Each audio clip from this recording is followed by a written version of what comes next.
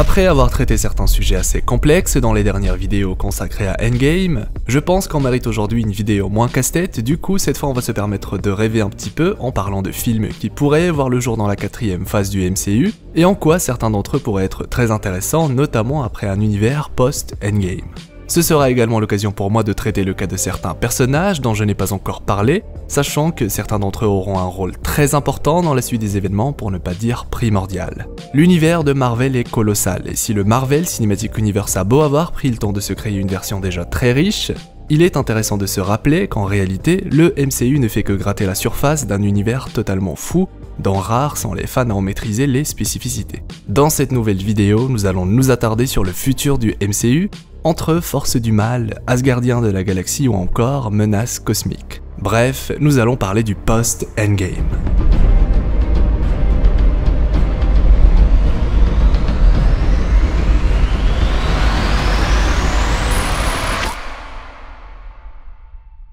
Avant d'entrer dans le vif du sujet, il est intéressant de rappeler une dernière fois que ce n'est pas Endgame qui clôt la 3ème phase du MCU, mais bien le 2e opus de Spider-Man, intitulé Far From Home. Un choix assez bizarre, mais qui permettra à Marvel Studios de booster la sortie du film, notamment via l'intégration d'une scène post-générique, nous révélons pourquoi pas l'identité du prochain grand méchant de la phase 4. Après la mort de Tony et la retraite de Steve, le MCU est forcé de développer davantage certains personnages pour faire d'eux les nouveaux membres principaux des Avengers. Et s'il est normal de compter Doctor Strange parmi ceux-ci, je pense que des personnages comme Spider-Man ou encore Captain Marvel pourraient clairement avoir beaucoup plus d'importance dans les prochaines phases, faisant pourquoi pas office de nouveaux leaders comme l'ont été Tony, Steve et Thor. 3 nouveaux personnages qui seront davantage développés dans les prochaines phases et qui vont nous accompagner à travers de nombreux films, mais surtout qui seront au cœur d'un nouveau chapitre consacré à un nouvel antagoniste qui, disons-le, a de très grandes chances d'être de calibre cosmique. Alors oui, je sais, Thor est toujours vivant et semble avoir choisi de rejoindre les Asgardiens de la galaxie, mais je pense que ce choix permettra aux prochaines phases de se focaliser sur d'autres super-héros. Après tout, Thor a déjà eu son heure de gloire, et il est d'ailleurs lui-même présenté comme n'ayant plus aucun but précis après le Endgame. Pour en revenir à Spider-Man, il est d'une certaine manière le nouveau Iron Man, du moins en termes d'idéaux. J'ai même tendance à parler de Tony comme étant l'oncle de Peter dans le MCU, et sa perte marquera le petit Spider-Man toute sa vie. Pour Tony, c'était son petit protégé, et les événements d'Infinity War et Endgame nous ont clairement souligné ce lien particulier que partagent les deux personnages. Alors oui, Morgan Stark ou encore Harley sont tous les deux des prétendants au titre d'Iron Man, mais force est de constater qu'ils sont encore assez jeunes, et honnêtement, je ne pense pas qu'ils auront une place dans le MCU, pas avant de nombreuses années. Bien entendu ici, je ne dis pas que Peter portera les armures de Tony ou que sais-je, je dis tout simplement que Spider-Man est le personnage qui a le plus de mérite à prendre la place de Tony au sein du trio principal des prochaines phases. Rappelons tout de même que Spider-Man est probablement l'un des personnages les plus emblématiques de l'univers Marvel, ce n'est alors qu'une question de temps avant de voir notre Spidey version MCU au centre des prochaines intrigues comme l'a été Tony Stark avant lui, à la tête des Avengers, guidant la nouvelle génération vers un monde meilleur. Une nouvelle génération qui commence petit à petit à pointer le bout de son nez. Nous avons par exemple la fille de Clint qui a de grandes chances de reprendre l'arc de son père comme illustré dans Endgame, ou alors la fille d'Ant-Man qui désormais après l'ellipse des 5 ans a l'âge requis pour passer à l'étape supérieure. Même si pour l'instant je pense qu'Ant-Man et la guêpe seront toujours de la partie, leur arrivée dans le MCU étant encore assez récente, du coup la logique voudrait qu'ils soient encore présents pour quelques années. C'est d'ailleurs également le cas pour Thor, puisque l'acteur qui l'incarne souhaite continuer l'aventure. Mais du coup, si Thor est un gardien de la galaxie, n'est-il pas un peu trop fort par rapport aux autres gardiens? Eh bien, pas vraiment. Nous avons tendance à l'oublier, mais les gardiens de la galaxie ont réussi à tuer l'un des êtres les plus puissants présentés à ce jour dans le MCU. Je parle évidemment d'Ego, planète vivante, entité surpuissante aussi vieille que le monde, et occasionnellement père de Quill, alias Star-Lord. L'arrivée de Thor dans l'équipe leur permettra de continuer à dézinguer des entités d'ordre cosmique, le tout à travers un récit épico-burlesque, comme sait si bien le faire les gardiens de la galaxie. A noter que les gardiens comptent parmi eux Gamora, fille adoptive de Thanos, présentée comme la femme la plus féroce de la galaxie, ou encore Drax l'invisible, être dont les pouvoirs dépassent l'entendement. Plus sérieusement, Drax est un monstre de puissance dans les comics, vraiment, il est littéralement l'un des super-héros les plus forts de l'univers Marvel. Alors oui, le MCU a décidé de traiter son personnage différemment, mais cela n'enlève rien au fait qu'il soit carrément badass. C'est d'ailleurs l'un de mes personnages préférés et son duo avec Mantis est juste fou. Bref, j'adore. J'ai d'ailleurs une théorie totalement folle mais très intéressante concernant le retour de Gamora dans l'équipe, notre Gamora, pas celle du passé, mais la théorie mérite selon moi une vidéo dédiée, du coup vous avez intérêt à activer la cloche pour ne pas la rater. De plus, la même vidéo me permettra de traiter le cas d'Adam Warlock, introduit dans le deuxième volume des Gardiens de la Galaxie, personnage que vous avez été très nombreux à me citer lors des sessions live spéciales Avengers. Ce sera alors l'occasion pour moi de vous partager mes folles idées le concernant. Parmi les films que le MCU décide d'inclure à la 4ème phase, on retrouve le film consacré à Black Widow, les Gardiens de la Galaxie volume 3, un deuxième opus pour Black Panther et Doctor Strange et enfin Les Éternels. Pour Black Widow, le film a de grandes chances d'illustrer la jeunesse de Natasha Romanoff, surtout après les événements d'Endgame. Les deuxièmes opus de Black Panther et Doctor Strange, quant à eux, pourraient contre toute attente être liés, notamment via l'arrivée de Namor, le Aquaman version Marvel, qui d'après certains est déjà teasé dans Endgame à travers la discussion de Natasha et Okoye, lorsque cette dernière mentionne un tremblement de terre dans l'océan Atlantique.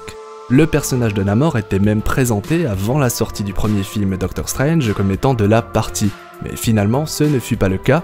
Le deuxième film consacré au sorcier suprême pourrait alors décider cette fois de l'inclure dans l'histoire, tout en veillant à créer un lien avec le deuxième Black Panther qui de son côté a de très grandes chances d'illustrer un affrontement du Wakanda et Atlantis. Deux royaumes très avancés technologiquement avant de finalement se décider à agir ensemble contre une plus grande menace. Après tout, Namor est un super-héros, sa place est donc du côté des gentils. Alors oui, sur le papier, l'idée est assez cool, mais j'estime qu'il est encore très tôt pour en parler davantage. Du coup, on va se permettre de ranger tout ça pour l'instant dans la case théorie bizarre.